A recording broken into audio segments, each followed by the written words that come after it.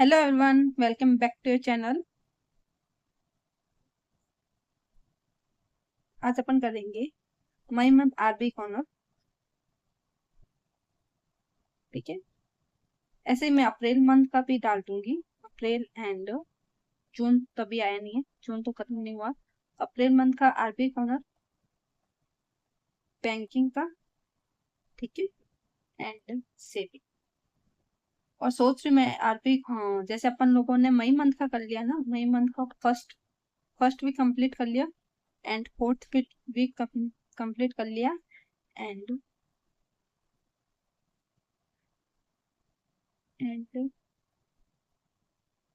And June का first week complete कर दिया ना अपन लोगों ने इतना कर लिया टारगेट ग्रुप में।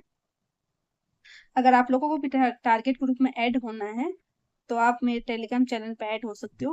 मैं उसमें टारगेट देती रहती हूँ। आज नहीं दिया क्योंकि आज संडे है। आज जो टारगेट कंप्लीट नहीं हुआ या फिर कोई रिवीजन बाकी है या अपनी तरफ से कुछ करना चाहते हो तो वो लोग आप संडे को कर सकते हो। ठीक है,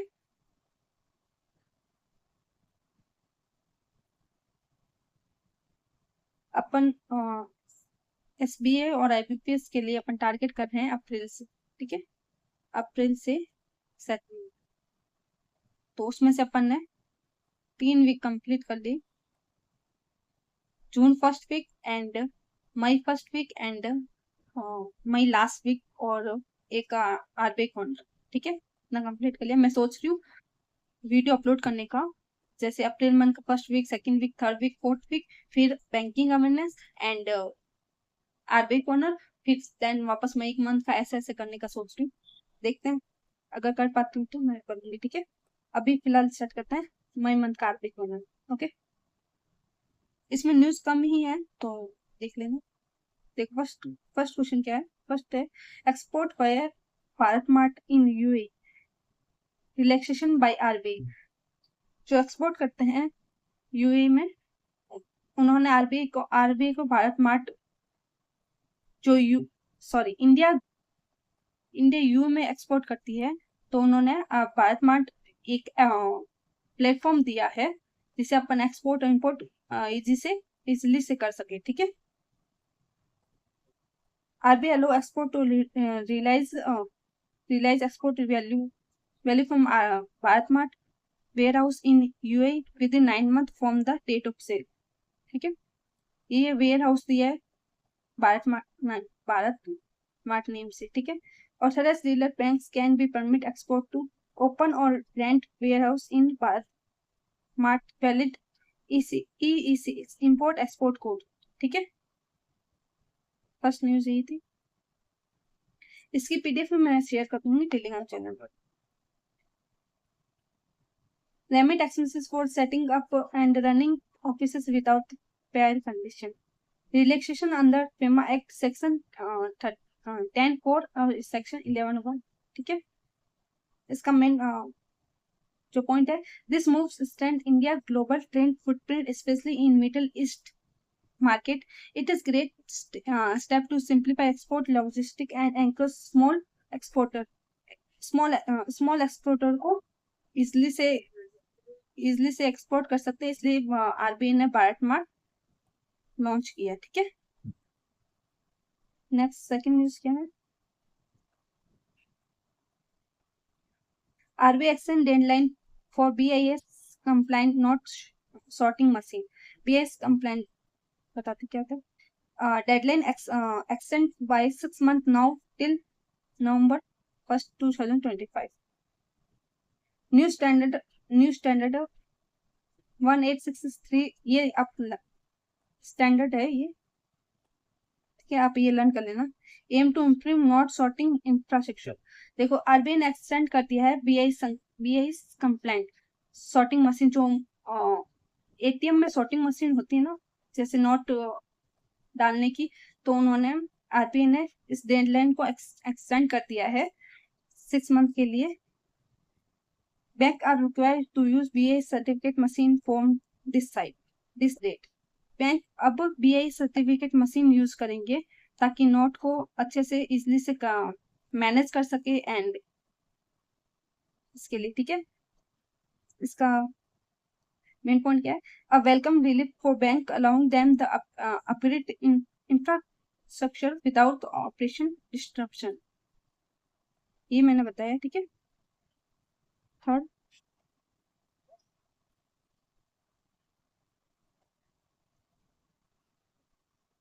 आरबीआई लॉन्च 3 की survey aim to monetary policy support.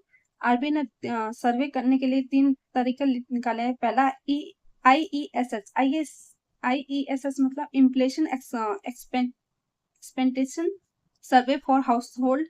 Second है UCCS, अर्बन कंज्यूमर कॉन्फिडेंस सर्वे। थर्ड है RCCS, रूरल कंज्यूमर कॉन्फिडेंस सर्वे। इन 3 सर्वे निकाला, आरबीआई ने 3 सर्वे निकाला है मॉनेटरी पॉलिसी को सपोर्ट करने के लिए, ग्राउंड लेवल पर देखने के लिए, ठीक है। इनका काम क्या है, IESS capture inflation expectation from 19 cities, ये 19 सिटीज में होंगे। सेकंड होगा major urban household sentiment of economy and income. Third होगा gather view for rural and semi urban area 31 state and UT, ठीक है। पॉइंट, ये मेन पॉइंट है। This survey help RBI make that data-driven policy decisions that reflect real public sentiment, especially amid inflation and uncertainties, ठीक है। Ground level को देखने के लिए आरबीआई ने 3 सर्वे निकाले, फर्स्ट, सेकंड, थर्ड, ठीक है। बस मेन पॉइंट इसका यही है।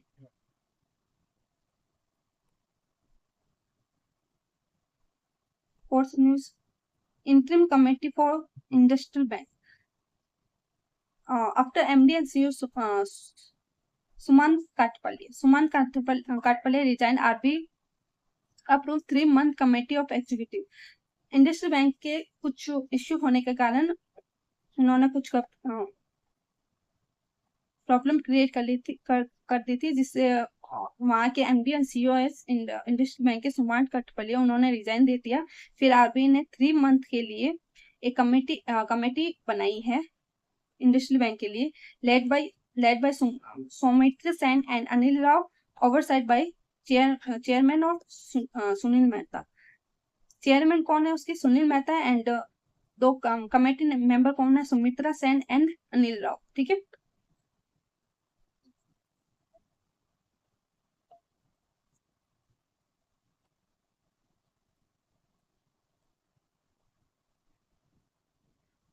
मैंने पॉइंट क्या है इसका, main point ensure leadership continuity in private bank, reflect RBI proactive governance stance, ठीक है।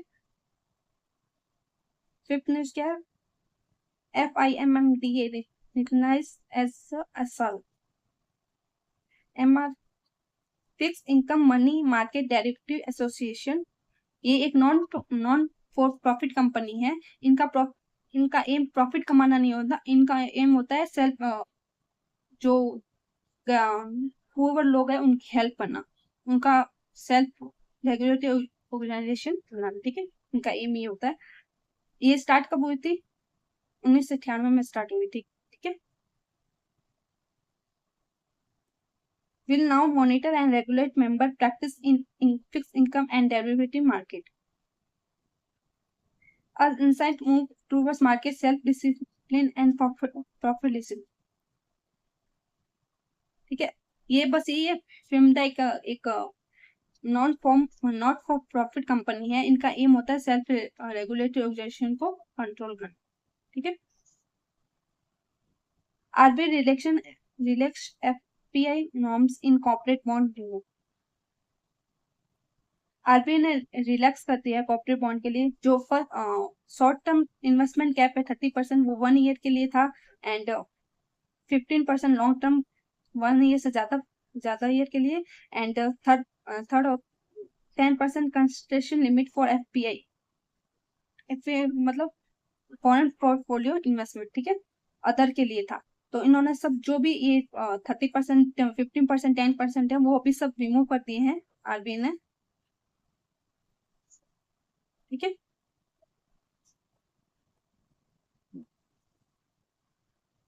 Now but overall investment limit इनकी क्या है, 8.2 लाख अप्रैल से सितंबर एंड 8.8 लाख अक्टूबर से मार्च। ये लिमिट, ये तो लिमिट है ही अभी तक, लेकिन ये जो 30% है, 15% है और 10% है, ये रिमूव कर दिए। ठीक है। aimed at boosting foreign inflow and depending India bond market anchors for long-term capital stability. ठीक है।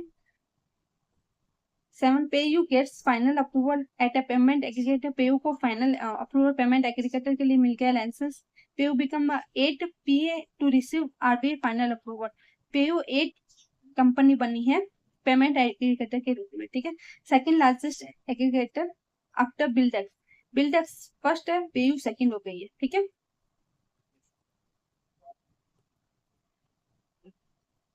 दिस लेसन में big tech fintech player and tighten digital payment governance. एक नेक्स्ट न्यूज है, name change North east small finance Bank को Slice Small finance Bank हो गया नाम उसका change. Result of merger between fintech company Slice and north east small finance bank officially updated RBI second schedule. ये officially update हो गया है, name change हुआ, नॉर्थ ईस्ट फाइनेंस का नेम चेंज होकर स्लाइस कर दिया गया। ठीक है। Reflect growing trade and fintech bank merge to enhance reach and service. ठीक है। Quick pay and gateway quick pay and gateway को मिला आरबीआई अप्रूवल। क्विक पे को इन प्रिंसिपल पेमेंट एग्रीगेटर का मिला है, इन प्रिंसिपल पेमेंट एग्रीगेटर का, और गेटवे को फाइनल अप्रूवल मिला है फर्स्ट फ्रॉम राजस्थान। ये गेटवे पहली कंपनी बनी है जो राजस्थान में इसको आरबीआई का अप्रूवल मिला है। ठीक है।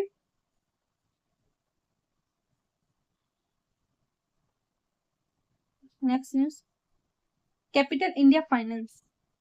कैपिटल इंडिया फाइनेंस ये थर्ड और है इसमें, क्विक पे, गेट पे और कैपिटल इंडिया फाइनेंस भी, ये भी ऐड कर कैपिटल इंडिया फाइनेंस। ठीक है। कैपिटल इंडिया फाइनेंस को मिला got approval for sale and control change for capital India home loans. ठीक है। RBI remains supportive for innovation while ensuring license compliance.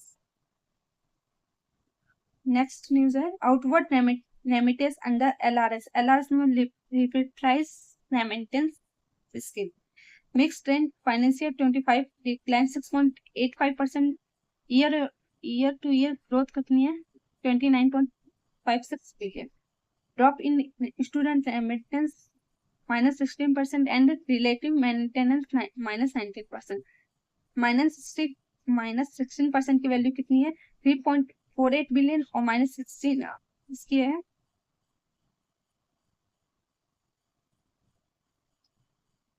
2। ये मैं आपको कंफर्म कर दूंगी, ये मैं आपको टेलीग्राम पर कंफर्म कर दूंगी इसकी कितनी वैल्यू 2.56% समथिंग इतना है, देख लेना, आप मेरे को बता देना। ठीक है। नहीं तो मैं टेलीग्राम पर जब भी पीडीएफ अपलोड करूंगी तो इसका मैं वैल्यू लिख के अपलोड करूंगी। ठीक है। समथिंग इतना ही था sir. Next, March 25 monthly remittance up to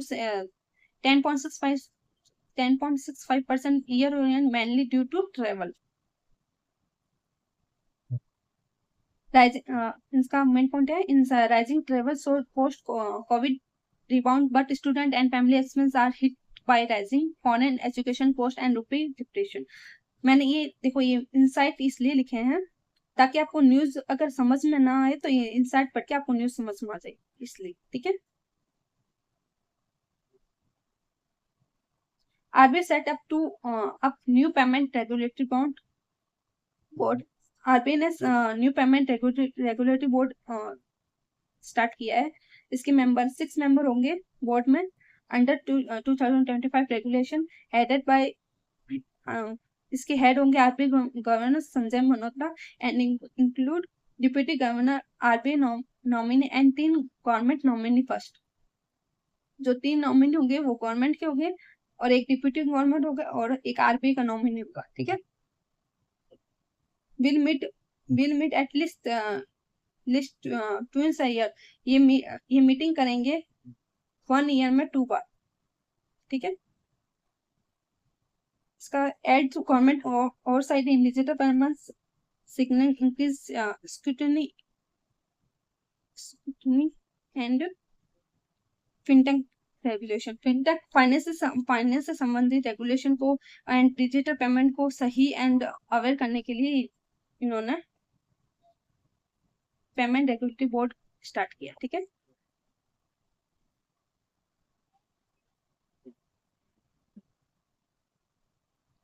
next, RBI monetary penalty लगाता है। पहले स्टेट बैंक ऑफ इंडिया पर लगाई 1.73 का। कौन से एक्ट के तहत? बीआरए बैंकिंग रेगुलेशन एक्ट 1949 के तहत 47A और 46(4). ठीक है। क्यों लगाई? क्योंकि इन्होंने non reversal of unauthorized transaction, incorrect account operation and unauthorized loan. इन्होंने लोन नहीं देना था, उनको भी लोन दे दिया। Incorrect account operation start कर दिए। जैसे इनकरेक्ट मतलब करंट अकाउंट गलत तरीके से ओपन कर दिए, जो डॉक्यूमेंट लेने चाहिए थे वो नहीं लिए।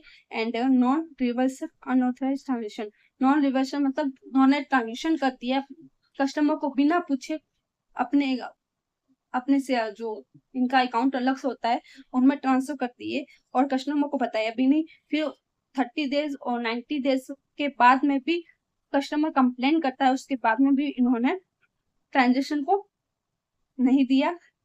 उसके बाद में कौन सा होता है, जब वो आरबीआई देखता है तब वो कस्टमर को ट्रांजेक्शन के पैसे दिए उन्होंने, फिर प्लस उनकी जो पेनल्टी थी वो भी उन्होंने दी। इसलिए एसबीआई पर ये पेनल्टी लगाई गई। ठीक है। जना स्मॉल फाइनेंस बैंक पर 1 करोड़ की क्यों लगी?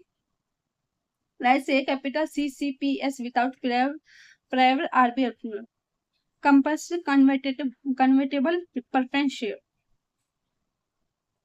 आरबीआई को बिना पूछे इन्होंने कंपल्सरी कन्वर्टेबल प्रेफरेंस शेयर जारी कर दिए कस्टमर को, जो नहीं कर सकता। आरबीआई की परमिशन अगर 5% से ज्यादा है अगर कोई शेयर, तो आरबीआई की परमिशन लेनी पड़ती है, बट इन्होंने जना फाइनेंस बैंक ने नहीं ली, इसलिए इन पर पेनल्टी लगी 1 करोड़ की। ठीक है। ये कंपल्सरी कन्वर्टेबल प्रेफरेंस शेयर ये होता है जैसे अगर आरबीआई इन पर पेनल्टी 5% ये मतलब वो इसका होता है ये इक्विटी शेयर में जल्दी से ट्रांसफर हो जाते हैं। कंपल्सरी कन्वर्टेबल प्रेफरेंस शेयर अगर आरबीआई इनको नहीं देखता तो ये इक्विटी में चेंज कर सकते हैं अपने शेयर को बिना आरबीआई के परमिशन के, इसलिए इन्होंने कस्टमर को कन्वर्टेबल प्रेफरेंस शेयर जारी कर दिए बिना आरबीआई के परमिशन के, इसलिए इन पर लगी पेनल्टी। ठीक है। नेक्स्ट ड्यूश बैंक एसी 50 लाख तक पेनल्टी लगा इस पर। Fail to report credit data, credit data में फेल हो गए इसलिए इन पर लगा। क्रेडिट की फुल फॉर्म है central repository of information of on large credit. ठीक है। क्रेडिट डाटा होता है जो लोन का होता है, and loan and credit card का डाटा होता है, उसको क्रेडिट डाटा बोलते हैं, जो बैंक से अपन उधार लेते हैं। ठीक है। यस बैंक पर 29.6 लाख की पेनल्टी लगी, किसलिए? Inaccurate customer complaint disclosure in annual financial. Customer की कंप्लेंट को इन्होंने इनएक्यूरेट तरीके से सॉल्व किया एंड फाइनेंशियल स्टेटमेंट में डिस्क्लोज भी नहीं किया, इसलिए इन पर 29.6 की पेनल्टी लगी। यूनियन बैंक ऑफ इंडिया पर 63.6 लाख की इसलिए लगी। Fail to transfer funds of depository education fund to collateral in collateral free agri loan. Fail to पहले तो fail to deposit education fund, जब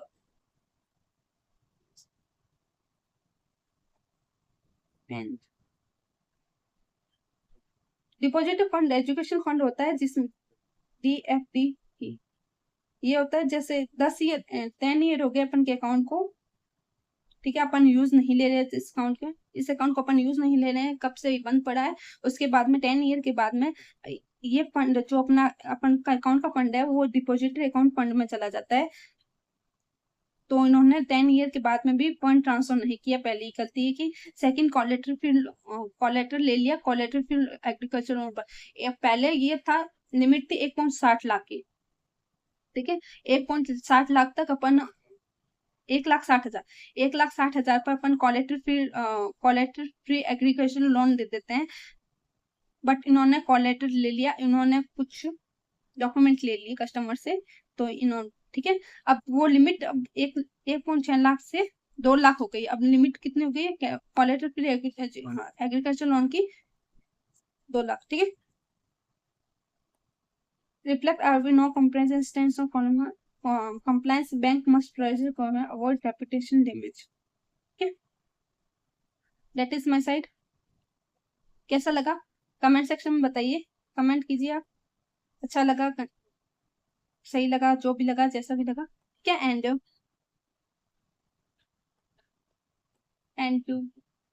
आरबीआई मई मंथ का हो गया। अब आप आज रिवीजन कर लेना, उसके बाद में आप क्विज लगा लेना इसके मई मंथ आरबी कॉर्नर के, ठीक है।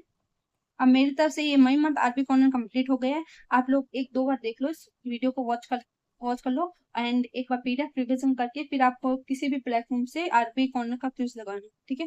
फिर मेरे को बताना मार्क्स कितने आ रहे हैं आप लोगों के, ठीक है। एंड अगर आप लोगों को प्लेटफॉर्म आई थिंक गाइडली देता है तो मैं बता दूंगी आप लोग गाइडली देता है नहीं देता, ठीक है। और मैं सोच रही हूँ एसके का लेने का, एसके का एसके की जो पीडीएफ होती है ना करंट अफेयर की, वो सोच रही हूँ लेने की, या फिर मैं मॉक लेने को सोच रही हूँ। लेट्स सी, देखते हैं कब तक लेते हैं। इनका क्विज भी अच्छा होता है एसके का, तो वो भी देख रही हूँ, ठीक है। अगर मैं लूंगी तो मैं आप लोगों को बता दूंगी। एंड जिस भी टीचर को फॉलो करते हो उनकी पीडीएफ एक बार पीडीएफ से या फिर क्विज देख कर देखना आंसर आ रहा है नहीं आ रहा है, मैच हो रहा है नहीं हो रहा, बाकी ठीक है। That is my side. And कल से टारगेट वापस से स्टार्ट करते हैं। अगर आप लोग होना चाहते हो तो ज्वाइन हो सकते हो टेलीग्राम चैनल पर। मैं आपको बता, टेलीग्राम चैनल पर 6 बजे टारगेट स्टार्ट होता है और रात 8 बजे समथिंग खत्म हो जाता है, 6 AM से 8 AM, ठीक है। उसमें मैं सब कुछ बता देती हूँ कैसे करना है, क्या करना है, फ्री सोर्स पेड सोर्स सब कुछ है उसमें, ठीक है। एंड